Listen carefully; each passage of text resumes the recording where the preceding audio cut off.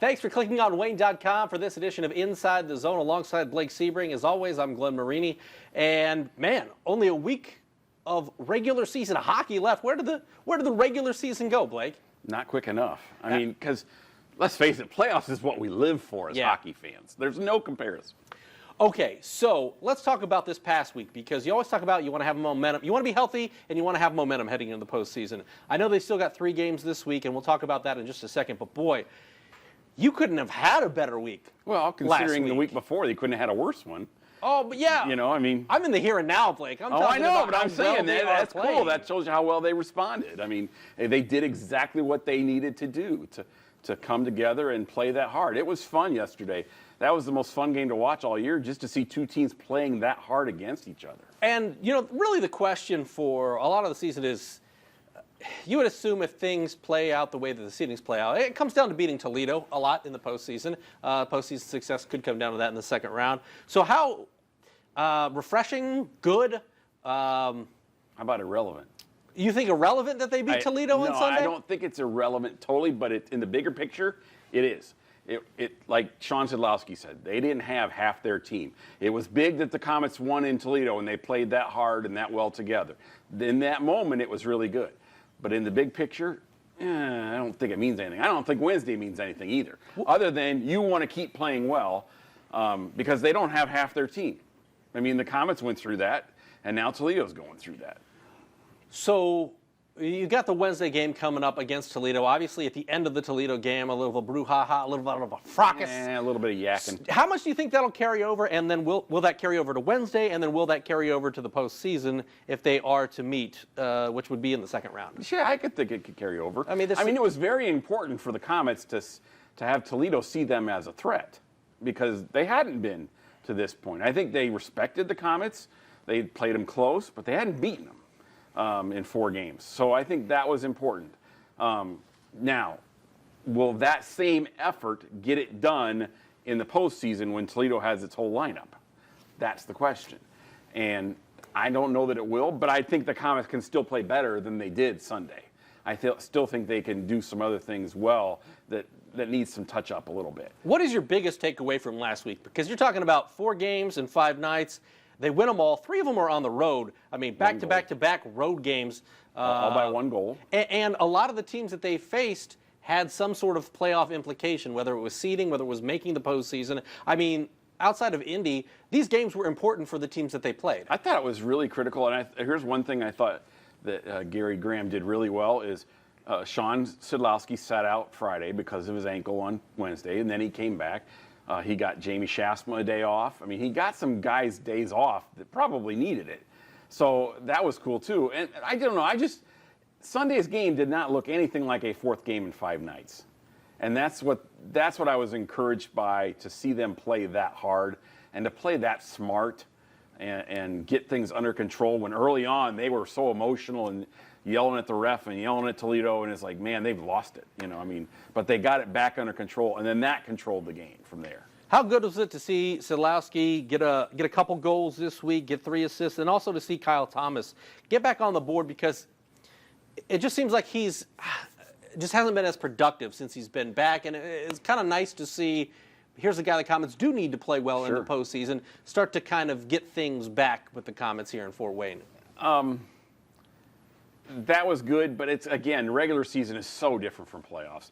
Every guy is going to be charged up for playoffs. Not everybody's charged up for game 68 and 69, okay? It's a long season, and the playoffs are so much different. Even if you've had a lousy season, you can turn it on and really pick up the pace. I mean, and I'm not saying he had a lousy season last year, but look at Garrett Thompson in the playoffs last year. Totally different player. He was dominating in the playoffs. Look at Jamie Lovell a few years ago. He was amazing in the playoffs, and he really hadn't stood out in the regular season that much. You know, I mean, guys just pick it up to a different level. It's a different world in the playoffs. It's good to see him getting going. I mean, he's been skating hard the whole time.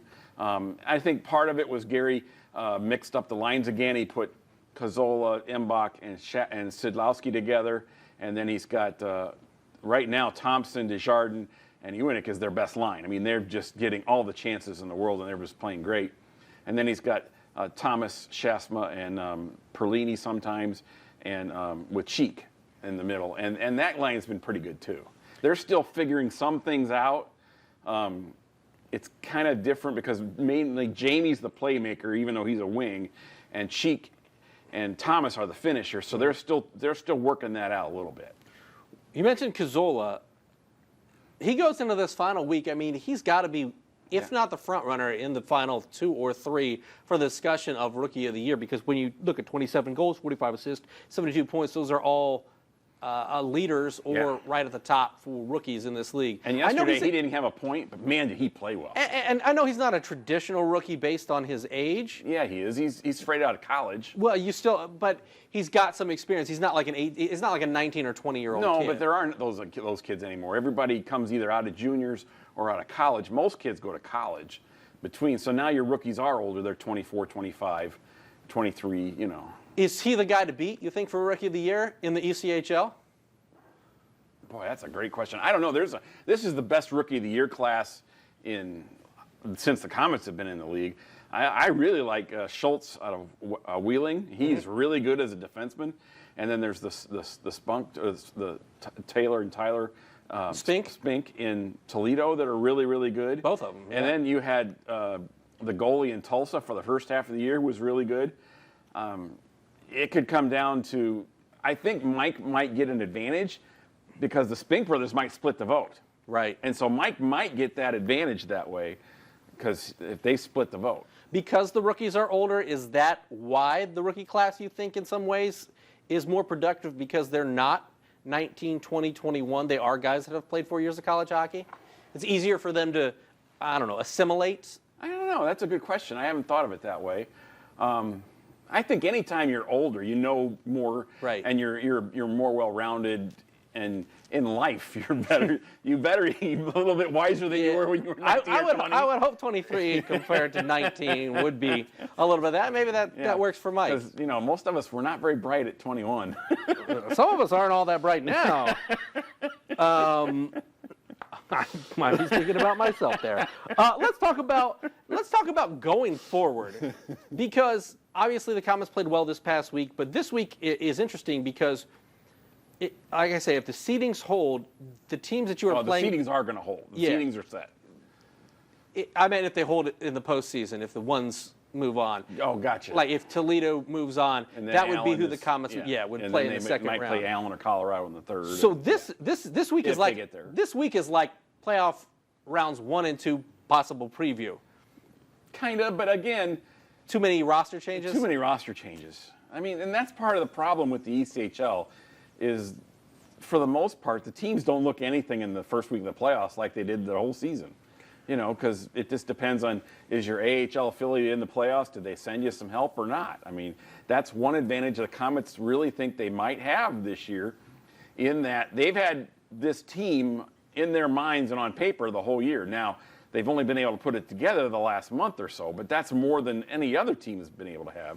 I mean, the Komets have their team right now, and they've had it for 3 weeks, and they've been able to get on a roll here. Can that carry them through the first and second rounds, and maybe even further, that camaraderie? Whereas some teams are going to have guys that played 6-7 games in, they'll be on their playoff roster, and hello, I'm so-and-so. I mean, it's crazy. Remember last year when the Komets got 7 guys in the last week from San Antonio? Yeah. There was no continuity there.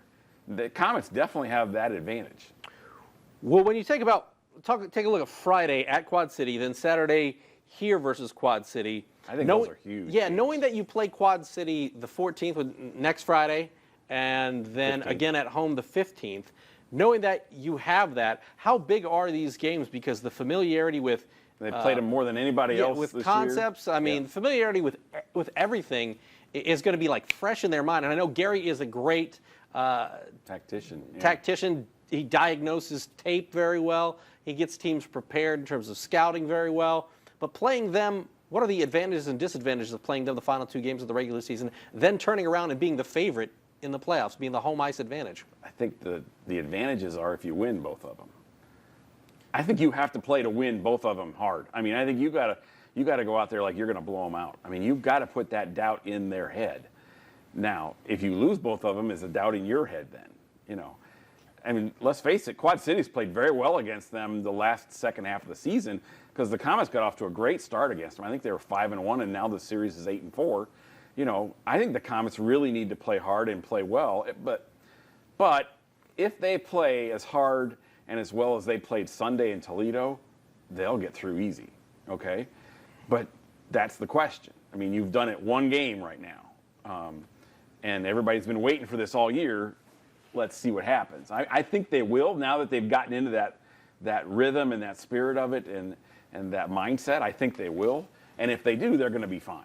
I want to go back to the last question because you talked about how, I do remember last year when, boy, we just were flush with guys from San Antonio, and I don't know that it necessarily gelled. They were talented, but yeah. And it meant you had to play guys who you really didn't want to play. Yeah, that's a tough spot for Gary to be in and a tough spot for the Komets to be in.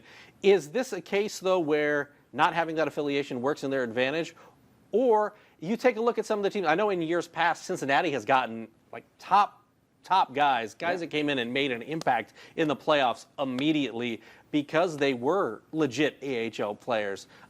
Where's the advantage and disadvantage in that scenario? Well, again, it's camaraderie, it's chemistry, it's familiarity with each other and knowing, I'm playing with this guy now, what's that mean? Whereas, like I said, the Komets have been doing this for a month now. I guess I'm wondering, do you think we'll that find out. does that trump talent? We don't know. We'll beat skill. There's all that. We don't know. That's what's going to be fascinating about this year's playoffs to see how that plays out. It didn't help the Komets last year. That's for darn sure. I don't believe. There were some guys that Colorado sent down who wouldn't have made the regular season roster, and you had to play them in the playoffs. And so that didn't help. There's a reason that Cincinnati series went 7 games when it should have been 5. And it was spelled Colorado. Because some of those kids couldn't play. I'm gathering that you were not a big fan of the players that they got. No, it's not that as much as I'm not a big fan of who Colorado drafted. Oh. It kind of shows it in the AHL standings right now and in the NHL standings right now. They suck, capital S. And yet, when you get a Mason Geertsen, that's great. When you get a Troy Bork, that's great. But when they're sending their other leftovers too and you're supposed to play them, that is not great. And they're burning up the last year of a contract. Right. And they're not going to be back. Right. And they're just burying them here. All right. And that happens all the time. Yeah. Final question. What are you most looking forward to about this week as the Komets really put a bow on the regular season with, some quality opponents this week? Yeah, I want to see them play this hard again. And I don't care who's in the lineup. If you want to rest some guys, that's great. I want to see them play as hard as they did Sunday. It looked like the second game of a weekend, not the fourth. It was amazing how hard they played from the opening face-off to the final horn. They never let up once. And that's why they held Toledo to 18 shots. You held the best scoring team in the league to 18 shots on their home ice. And I would guess 10 of those were probably from long range. And you probably blocked 20 shots too. You did a fantastic job defensively as an entire team. You got the feeling there was no way. Toledo wasn't even getting shots on goal, let alone scoring chances. that's because the Komets were playing so well together defensively. It was fun to watch those two teams play that hard. All right, so I really want to see what adjustments are made Wednesday night between Gary and Dan Watson with Toledo, and what do they see from Sunday that they make adjustments for Wednesday night. Kind of as a test, yes, or a litmus test for what they will do in the playoffs. That would be fun. Because there was a lot of chess pieces roaming big time on Sunday. I made a lot of notes. And some of them like to punch each other in the face. Yeah, except no, they don't, because Toledo doesn't have any fighters. I don't know who's going to fight. I think that was part of the Komets' thing Sunday after the game was they were trying to intimidate them. They tried to intimidate them physically during the game, and I think they were trying to add that on after the game too. Well, that's not the worst thing to do, I guess, if you don't have any fighters. If you've got a small team, a speedy team, a skill team like they have. They really don't have anybody to stand up for them. They haven't needed it either. So it'll be interesting. And we shall see what happens if they do make it that far. But, of course, we do know the Komets will be taking on Quad City twice this week and then twice next week as the postseason gets rolling. We'll break it all down. It's a fun time of year. Yep, we will. We'll break it all down next Monday as we talk more Komets hockey. For Blake, I'm Glenn. We'll see you then.